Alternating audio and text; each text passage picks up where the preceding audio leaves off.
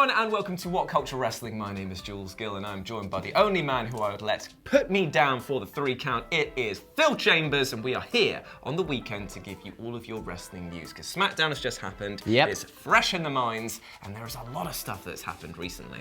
Yep, it's Saturday, and we're working for Fox's sake. Hey, that's good. You know what that means?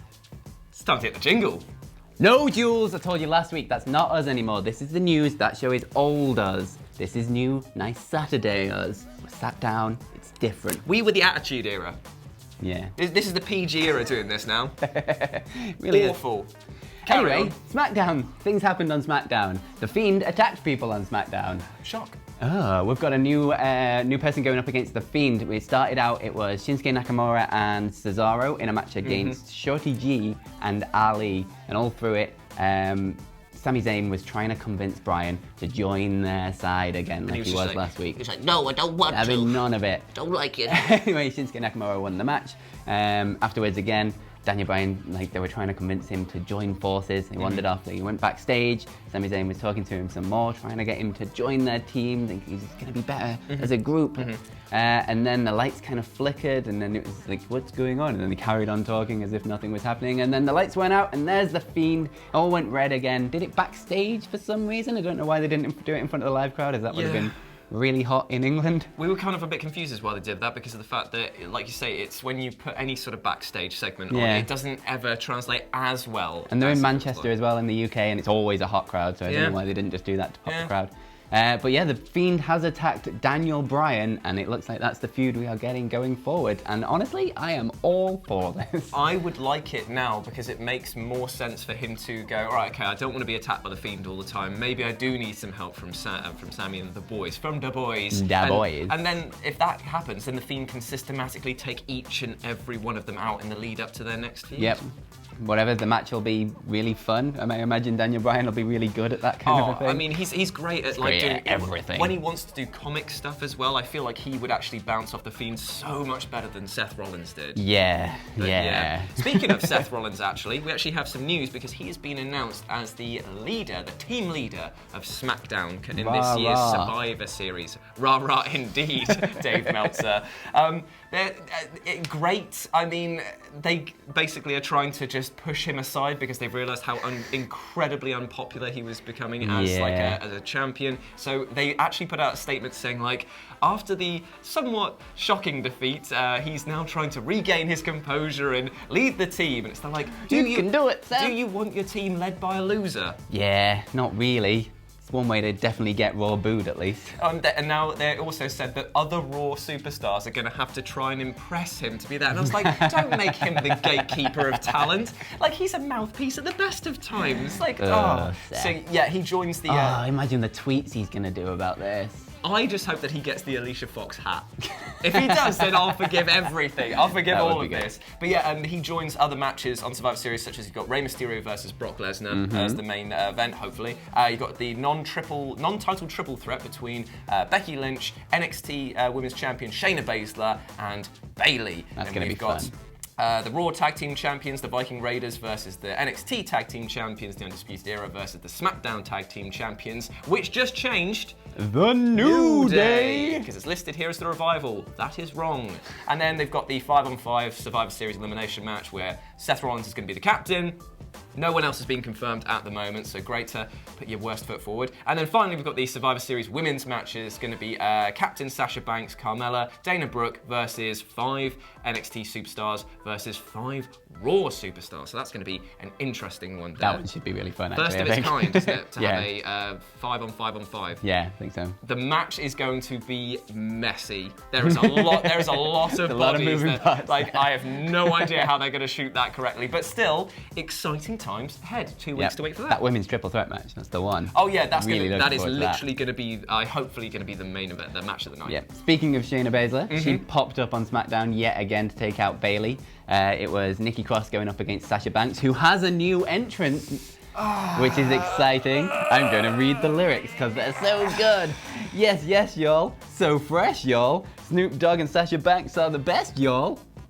I felt like you were ripping a scab off my entire body. Anyway, I kind of like the new song. It's like a darker remix version of the Sky's the Limit song that she used to have, but with Snoop Dogg's singing vocals from the WrestleMania 32 entrance. You're absolutely mad. Why? What's wrong with it? You just Apart from those lyrics. Yeah, you just read out the entire problem. What else is wrong with it? It's got Snoop Dogg in it. Yeah, I get I also am a big fan that in the lyrics Snoop Dogg puts himself over before Sasha Oh yeah, definitely. Gotta look out for number one, man. Anyway, they had a match. Bayley got involved. Sasha Banks won in the end because of a Bayley distraction. And then after the match, Bayley was beating up Nikki Cross, and out comes Shayna Baszler yet again, destroyed Bayley, and left out through the crowd.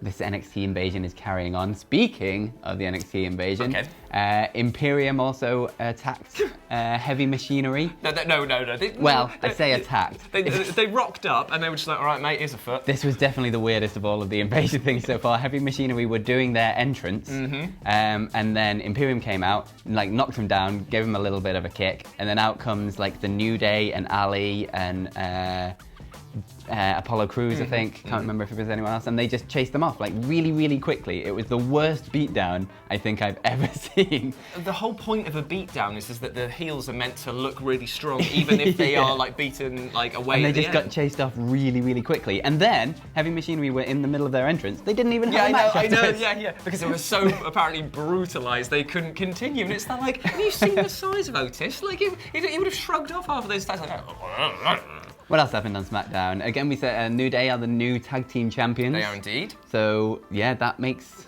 sense, I guess. Well, they were playing off a knee injury, and so I guess for like storyline reasons, it makes sense that he was the weaker man, so they pushed him off. And they just don't like the revival, do they? Well, I'm not entirely sure why they're doing this. I can't see the long-term angle of it because they have been the tag team champions. I think they just wanted them in that Survivor Series match.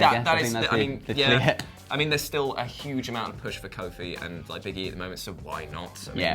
It's payday at the end of the day, isn't it? Yeah. And then Tyson Fury was out in front of the Manchester crowd. Good. There was a bit weird. What was he? I'm going to read it out because he said something. He basically just came out and thanked Braun Strowman for the opportunity in Saudi Arabia. Right. I genuinely hated this because he came out and he just goes like, me and you, we've had a really tough fight, and oh man, I've got unfinished business with that big dosser. Yeah, big dosser. And then he comes out and he's there like, you don't want to mess with me, boy. And then literally he just goes like, I just want to shake your hands. We should form a tag team. Yeah, but nobody's stupid enough to get all 5 of these hands. I hated it so much. It's kind of like dumb wrestling entertainment at its best and also worst. Because he looked like he just like your dar's come down from Primark and he's just bought a new shirt, new little purple pants. Yeah, purple which he's pulled up too high, and then he just goes,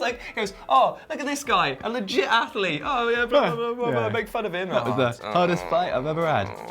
Was it bollocks? Was it? Yeah. Was it bollocks? And then the B team came, and the B team came out saying that the B in B team is for fearless, which is the best thing. That's the best thing about this entire angle. No, Cole said something, and then obviously they got destroyed. Braun Strowman did his running around the ring thing and knocked them out, and then threw them into the ring. Tyson Fury punched Bo Dallas. Braun Strowman did the running power slam to Curtis Axel, and Michael Cole said the B and B team should stand for boneheads. Am I right, guys? You, Michael Cole. Honestly, there are no other words. Yeah. But yeah, it was what it was. What else happened on SmackDown? Baron Corbin had a little graphic the King Corbin with the Roman dog. Reigns' dog head on the screen, and it woofed like a little chihuahua. I tell you what, man. The less said about this bit, the better. This is the thing, I maintain that you should only have the King of the Ring gimmick if you're going to be a jokey, crappy heel king. Because it only really works for that. If you take it too seriously, he has somehow managed to take the fun out of that and make it really bad because it's the scripting. It was the most WWE thing you could possibly imagine. It was, I've got a poop bag. Why don't you bring your little balls down to the ring and we'll have a match? How many dog jokes can you fit in one segment? He's not going to show up. Oh, I hate it. I just hate it. What else have you got? That's it for Let's move on from the dogs. We're moving on from that, but we're talking about another person who realised that maybe the WWE creativity had completely stifled his career because, according to Wrestling Inc., on the StarCast live panel that Jon Moxley and JR did recently, he actually told a story that basically showed the moment that he became a target of the WWE. And we all know these stories by now of how unsatisfied he was working for them as the gimmicks became sillier and sillier. And he basically was just like, right, I'm going to tell you the moment that I realised that I was doomed. And he was talking about how doing wrestling for him was a passion. It wasn't ever seen as a job. And then he was realizing that as he was on the road quite a lot, he was seeing his sort of mental health take a knock because of the amount of pressure that was put on him all the time. And he was saying that he did meet and greets and he didn't really know how to interact with fans. He felt very awkward. And then one time, apparently, when he got his, he won the US Championship, he yelled at the referee, "Give me my effing belt." And he went backstage, and apparently Road Dogg just grabbed him as well as some other people who he keeps nameless, and I'm pretty sure that it might be Vince, maybe. And he says that, did you just drop the F-bomb? Moxley said he couldn't recall, and then the next day he had to apologise to everyone for dropping that because obviously he didn't realise that the mic had picked him up doing it. But he said from that day, he apologised, somebody else said the apology was not enough. And he reckons that that is the day that the WWE higher-ups refused to give him any sort of serious treatment and started labouring him with this whole lunatic fringe, the red wagon, the silly mustard cart stuff, all of the sort of like gimmicky, like the injections in the ass, like the sort of thing like he was doing with that. Like he said that he wanted to turn heel for the longest time, because he thought that that would give him the reinvigoration to get back into the limelight and be seen as a serious competitor. But apparently, it was just turning into a job, and then he got injured, he took time off, and he said that he didn't want to return to work. That's when he knew it was becoming a job. And that's really, really sad, because when you hear that story, it was all to do with the fact that one mistake, and let's face it, it all happens. Him swearing like that when he'd been in an industry which, let's not forget, his earlier matches were like effing and jeffing and swearing was the least of the worries when you're in CZW. Yeah, so now it's a case of like, it just slipped out.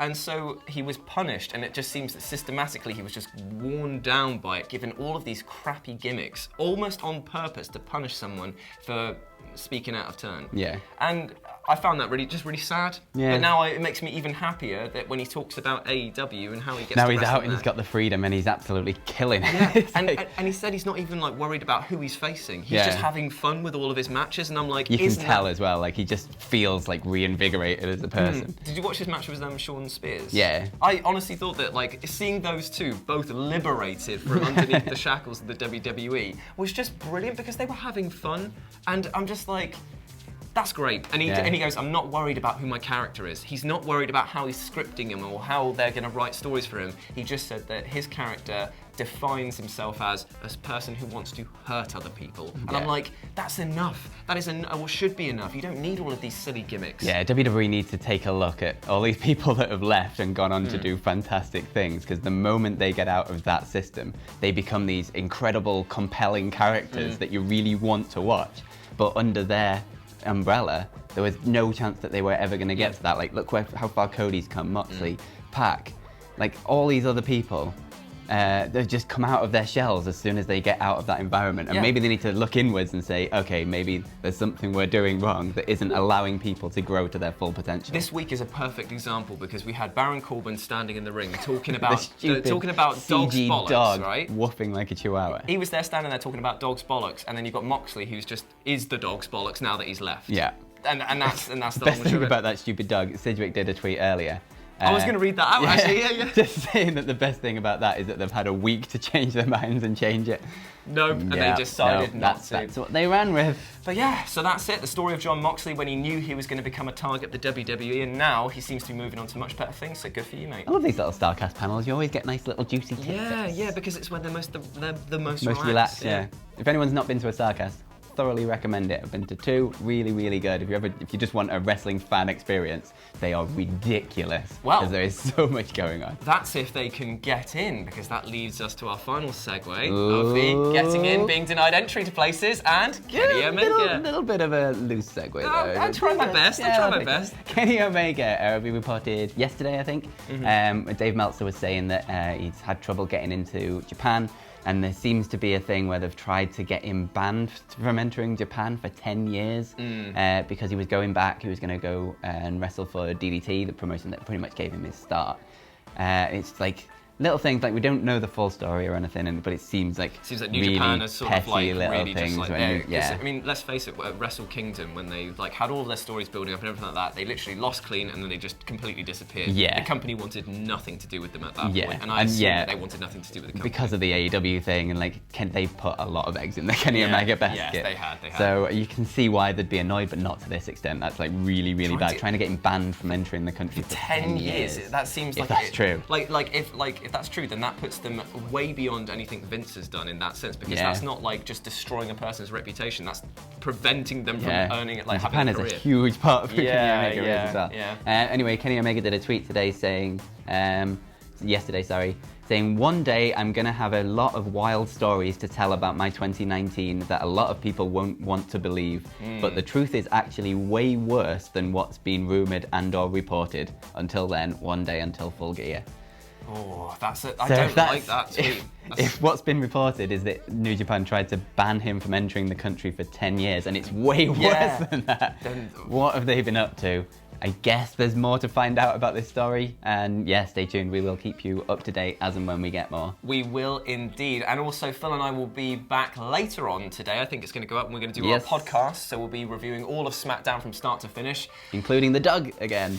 From bollocks to taint. It's going to be brilliant, so that's going to be fantastic. And I might sing more of Sasha Banks' theme song. Oh, lucky me. Good. That's good. I look forward to that. Brilliant. So stay tuned for that and all things wrestling here on WhatCulture Wrestling. If you want to follow us personally, you can do so at RetroJ with a 0 over on Twitter for myself, and at Fill My Chambers. Thank you so much for watching. I hope you have a fantastic weekend, whatever you are getting up to, and we'll speak to you soon. Bye. Yes, y'all. We're the best, y'all. Stop. No. Philly C and Retro J are the best, y'all. That was actually all right. Yeah, I'll give you that one.